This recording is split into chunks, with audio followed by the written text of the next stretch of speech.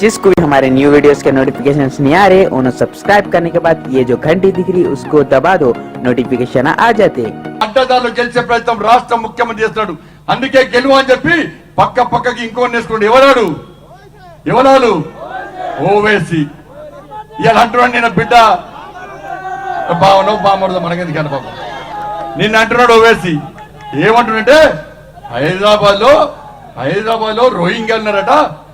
హైదరాబాద్ లో రోహింగ్యాలు ఉంటే ఇలా అమిత్ షా ఏం చేస్తుండో అన్నాడు. బిడ్డ ఈ ఎన్నికల్లో భారతీయ జనతా పార్టీ మేయర్ అభ్యర్థిగా గెలిచిన తర్వాత బిడ్డ నీ పాత బస్తీ మీద సర్జికల్ స్ట్రైక్ చేసి ఈ రోహింగ్యా जाइए बीजेपी पे। अब बीजेपी का तो मामला ऐसा है कि बल्दिया का इलेक्शन है, डेवलपमेंट की, तरक्की की, विकास जिसको बोलते हैं उसकी कोई बात नहीं इनके पास। अब आज कोई बीजेपी का एक लीडर बोल दिया कि अगर हम हैदराबाद का बल्दिया इलेक्शन जीत गए तो पुराना शहर पाटापट्टनम में सर्जिकल स्ट्राइक करेंगे। हम ओल्ड सिटी में पाटापट्टनम में जो भी तेलुगु में बोलते हैं सर्जिकल स्ट्राइक करेंगे और वहां से पाकिस्तानियों और रोहिंग्यों को निकालेंगे। मैं बीजेपी वालों को बोल रहा हूं, पाशा ये आप किस पे सर्जिकल स्ट्राइक करेंगे? ये तो भारत के लोग हैं ना। मैं बीजेपी से कह रहा हूं कि जो भी आज स्टेटमेंट दिया, मैं प्राइम मिनिस्टर से बोल रहा हूं, ये बात सच है कि चीन की फौज लद्दाख में दिप्सांग प्लेन एक इलाका है, वहां पर चीन की PLA, वो आर्मी का नाम है, 970 स्क्वायर किलोमीटर पर चीन बैठा हुआ है। मिस्टर मोदी वहां सर्जिकल स्ट्राइक नहीं करेंगे, मुंह से चीन का नाम नहीं लेंगे, वहां से निकालने की बात नहीं करेंगे और इनके बांकड़े पहलवान जिनके चड्डों में से मोंढे पलट गए हमारे को बोल रहे सर्जिकल स्ट्राइक है। आप बताइए कि क्या बात है? चीन कब्जा करके बैठा डेप्सांग वैली में 970 स्क्वायर किलोमीटर। नहीं, हम यहां पर अच्छा ये बताइए, आपकी हुकूमत है, अमित शाह होम मिनिस्टर है, इतने कमजोर है होम अमित शाह, इतने वीक हैं, कितने पाकिस्तानी है बताओ? कल 24 घंटे तक तुम्हारे को टाइम दे रहा हूं, बताओ कितने पाकिस्तानी है? निकालो, बताओ, लिस्ट बताओ हमको। याद रखो, हैदराबाद की सरजमीन पर जो कोई बसता है, चाहे वो मुसलमान हो, हिंदू हो, दलित हो, आदिवासी हो, सिख हो, ईसाई हो, वो भारत का बाइज्जत शहरी है। यहां पर कोई पाकिस्तानी नहीं रह सकता, ना हम रहने देते उनको। मगर बल्दिया का इलेक्शन है, दिखाने को कुछ भी नहीं है, कुछ नहीं दिखा सकते। अब क्या समझ रहे हो? डरा के करूंगा। पाशा डराएंगे ना तो हम भी डरा सकते हो। गए दुनिया जमाना चला गया, लुंगी उठा के दिखाने का जमाना। हाँ, वो अब बात नहीं करना। हम अकेले पूरे भारत में फिरते, हर जगह जाकर गरीब और मजलूम आवाम जिनको बेआवाज कर दिया गया, उनके दिलों में छुपे हुए गम को, मसाइल को, उनकी तकलीफ को बयान करते। मगर बीजेपी के पास कुछ भी नहीं है, सर्जिकल स्ट्राइक करते है। अरे वहां चीन पे कर बाबा, इसको भी लिख जाओ, इसको भी ले जाके दिखाओ आपको। मन नहीं, क्या करेंगे? अरे इलेक्शन है, ये जमहूरियत में इलेक्शन है, वो निकालेंगे। अच्छा, एक और मौसूफ है, आकर उन्होंने बोल दिए मंजलिस को वोट दिए तो मुल्क के मफाद में नहीं है। क्यों पाशा? मुल्क तुम्हारे बाप का है, हमारा नहीं है। और हमारे बाप का मुल्क है ये, हमारे अब्बा का मुल्क है ये। कैसे है बोलो? कैसे हमारे अब्बा का मुल्क है? नहीं मालूम तो सुनो। अब सुनो, इसके बाद कल से फिर चर्चे होंगे अपनी बात का कि भोलकपुर में बोले क्या करते कर लो, बैगन को बोलो, बोले अब्बा का मुल्क है। अब्बा का मुल्क इसलिए है कि हमारे अब्बा, आपके अब्बा, हमारे अब्बा के अब्बा के अब्बा के अब्बा के अब्बा को ऊपर तक हजरत आदम अलैहिस्सलाम को जब अल्लाह दुनिया में भिजाया तो हजरत आदम पहला कदम हमारे मुल्क में रखे। तो अब्बा की जमीन हुई नहीं हुई? अब अब्बा की जमीन में से हमारे का कोई हक छीन सकता? तो सुनो बीजेपी वालों, जब तक दुनिया कायम रहेगी, जब तक सुबह कयामत नहीं होगी, भारत में मुसलमान बाइज्जत शहरी रहेगा। और सुन लो मेरी इस बात को कि इस मुल्क की आजादी में आरएसएस ने कोई रोल अदा नहीं किया था। ये अंग्रेजों से मिले हुए थे, अंग्रेजों की गुलामी कर रहे थे, खत लिख कर भिजा रहे थे। सुबह कयामत तक हम मुजाहिदीन आजादी की कुर्बानियों को रायगा नहीं जाने देंगे। अगर इस मुल्क में हम उन मुजाहिदीन आजादी के जानशीन बनकर भारत के इस संविधान को, आइन को, तिरंगे को ऊंचा करके अपने हुकूक की लड़ाई हम लड़ रहे हैं। आज मजलिस जो लड़ाई लड़ रही है वो हिस्सेदारी की लड़ाई है।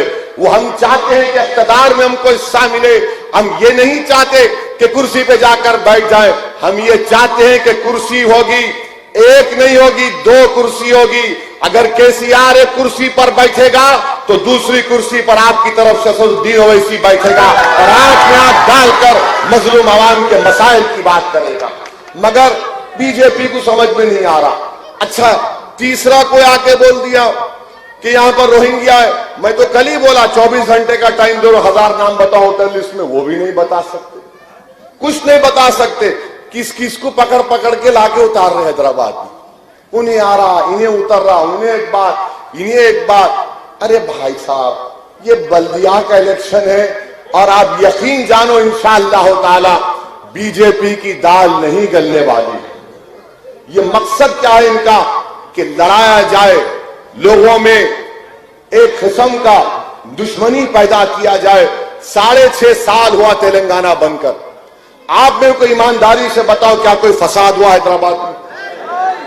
इसमें बड़ा क्रेडिट जाता है हैदराबाद की आवाम को, पुलिस को भी जाता है और मजलिस को भी जाता है कि हमने शहर के अमन को जिंदा रखा, शहर के अमन को मजबूत किया।